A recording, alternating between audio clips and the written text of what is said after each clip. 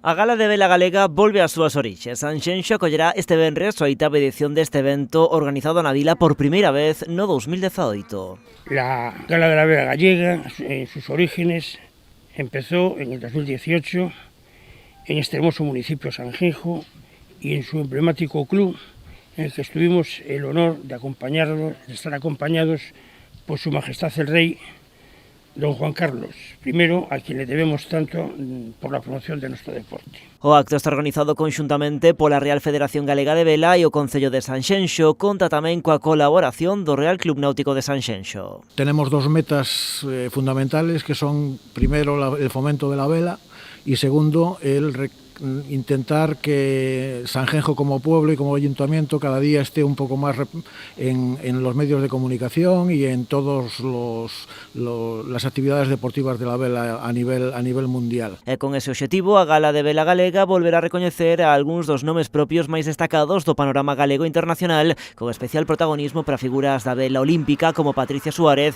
así como os irmáns Martín e Jaime Wisner. Ademais, como cada ano, distinguirase tamén os gañadores da clasificación autonómica nas distintas categorías de vela lixeira. No ámbito colectivo, o evento poñerá en valor tanto a tripulacións e equipos consolidados como a proxectos de promoción e eventos de referencia.